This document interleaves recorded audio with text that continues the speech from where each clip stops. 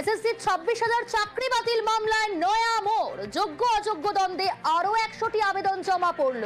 কলকাতা হাইকোর্টে 26,000 চাকরি বাতিলের রায়কে চ্যালেঞ্জ করে জমা পড়ল 100 আবেদন। আগামী 7ই জানুয়ারি সুপ্রিম কোর্টে চাকরি বাতিল নিয়ে ফের শুনানি। হাইকোর্টের চাকরি বাতিলের রায়ের বিরুদ্ধে যুক্তি শোনা হোক দাবি আবেদনকারীদের। একটা নিয়োগ প্রক্রিয়াকে আমরা বলছি দুর্নীতিগ্রস্ত নিয়োগ প্রক্রিয়া, এবং এটা নিয়ে অনেক তর্ক বিতর্কের পর কলকাতা হাইকোর্টের ডিভিশন বেঞ্চ, ওদের তো বহু জজের বিরুদ্ধেও ক্ষোভ ছিল, কিন্তু সুপ্রিম কোর্টের নির্দেশে একটা নতুন ডিভিশন বেঞ্চ তৈরি করা হলো, যার প্রধান ছিলেন বিচারপতি দেবাংশু বসাক। তারা দীর্ঘদিন শুনেছেন, প্রত্যেকের বক্তব্য শুনেছেন, শোনার পর এই সেই সিদ্ধান্তে পৌঁছেছেন যে গোটা প্রক্রিয়াটাই বেআইনি, দুর্নীতিমূলক। তো সেই দুর্নীতিমূলক প্রক্রিয়ার মধ্যে কে ঠিক চাকরি পেয়েছে, কে যোগ্য, এই বাছাইটা করবে কে? যে জিনিসের উৎপত্তিটাই একটা দুর্নীতির মধ্য দিয়ে, তার ফসলটা সবই দুর্নীতিগ্রস্ত।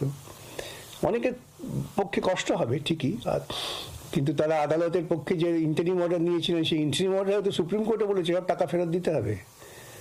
এসব জেনেই তো তারা কাজ করেছেন। বন্ধুরা, আপনারা শুনলেন যে এসএসসি বিষয়ে আরও 100টি নতুন মামলা শুনানির জন্য আবেদন করা হয়েছে আদালতে, এবং সেটা কিন্তু সম্পূর্ণটাই হচ্ছে এই প্যানেল বাতিলের বিপক্ষে। তো যাই হোক, এই বিষয়টা আপনাদের সাথে শেয়ার করলাম, এবং একটা বিষয় কিন্তু এখান থেকে নিশ্চিত যে প্যানেল বাতিল হোক এটা কিন্তু কেউই চাইছে না। যোগ্য বলুন বা অযোগ্য বলুন, তারা প্রত্যেকেই বলছে যে সেগ্রিগেশন হোক, এবং সেখানে যারা ভুল আছে, যেগুলো অবৈধভাবে নিয়োগ হয়েছিল সেগুলো বাদ যাক, কিন্তু পুরো প্যানেল যাতে বাতিল না হয়। তার কারণ পুরো প্যানেল বাতিল হলে কিন্তু কারোরই লাভ নেই, কারণ যেমন অযোগ্যদেরও লাভ নেই, ঠিক তেমনি যোগ্যদেরও কোনো লাভ নেই, কারণ তাহলে তাদের চাকরিগুলো চলে যাবে। এবং এক্ষেত্রে কিন্তু প্রথমেই মামলাটি নিয়ে যিনি সাড়া ফেলে দিয়েছিলেন, সেই কলকাতা হাইকোর্টের সিঙ্গেল বেঞ্চের বিচারপতি অভিজিৎ গাঙ্গুলি, তিনিও কিন্তু এই সুপ্রিম কোর্টে হিয়ারিংয়ের পরে একটি মন্তব্য করেন যে সম্পূর্ণটাই যে দুর্নীতিগ্রস্ত সেটা কিন্তু তিনি মনে করেন না।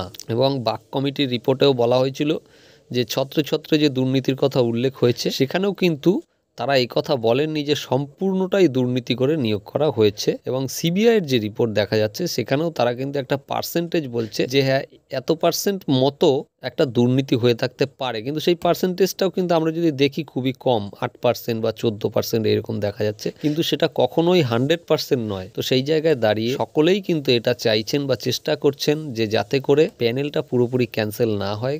এর কারণ একটাই, কারণ যারা যোগ্যভাবে পেয়েছিলেন তাদের মধ্যে অনেকেরই কিন্তু এখন চাকরির বয়স পেরিয়ে গিয়েছে, বা হয়তো বয়স পেরোনোর মুখে। সুতরাং নতুন নোটিফিকেশন দিয়ে আবার পরীক্ষায় তাদের বসাটা যেমন একটা সমস্যাজনক, দ্বিতীয় কথা তাদের যে প্রিপারেশনের যে মেন্টালিটি, একটা বয়স হয়ে গেলে সেই প্রিপারেশনের কিন্তু সেই প্রস্তুতি আর সেভাবে থাকে না। তো সেই জায়গায় দাঁড়িয়ে আমরা সবাই চাই যে প্যানেলটা যাতে ক্যান্সেল না হয়, যে কোনো প্রকারে যেন সেগ্রিগেশনটা হয়।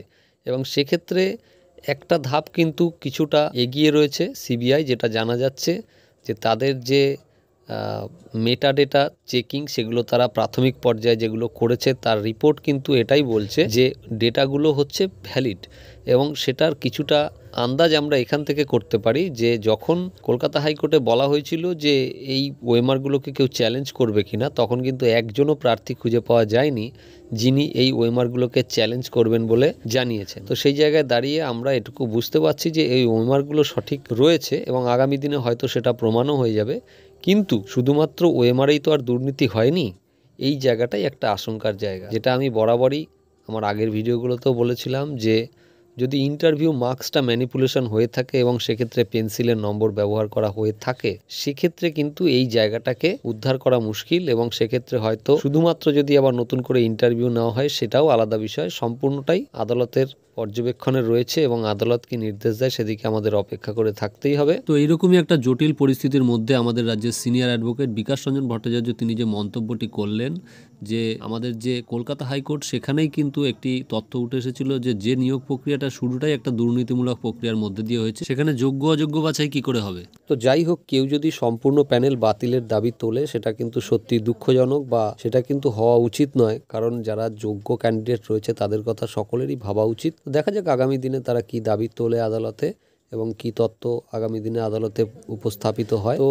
এরপরে আর সেরকম কিছু বলার নেই, শুধু এইটুকুই বলার যে এই যে 100টি মামলা নতুন, সেই মামলাটিকে প্রধান বিচারপতি আগামী 7 তারিখেই হিয়ারিং করেন, নাকি তারা অন্য কোনো দিনে হিয়ারিং করেন সেটাই এখন দেখার। তো আগামী 7 তারিখের যে অ্যাডভান্স কজ লিস্ট সেটা তোমাদের আমি এর আগেই ভিডিও করে দেখিয়েছি। সেই অ্যাডভান্স কজ লিস্টে কিন্তু যে এসএসসি মামলাটি হিয়ারিংয়ের জন্য লিস্টেড সেটা দেখিয়ে দিয়েছে এবং সেখানে কিন্তু বলা হয়েছে যে একদম মানে কোর্ট শুরু হওয়ার প্রথমেই মামলাটির হিয়ারিং হবে। তো সেদিনও একটা সম্ভাবনা আছে যে 19 তারিখের মতোই হয়তো সারাদিন ধরেও হিয়ারিং হতে পারে, মানে একটা দীর্ঘ সময় ধরে। তো যাই হোক বন্ধুরা, তো এখনকার জন্য ভিডিওটি এটুকুই রইল। দেখা হচ্ছে আবার পরের ভিডিওতে। সবাই ভালো থাকবে, আর ভিডিওটি ভালো লাগলে চ্যানেলটিকে লাইক কমেন্ট শেয়ার করে দিও। ধন্যবাদ।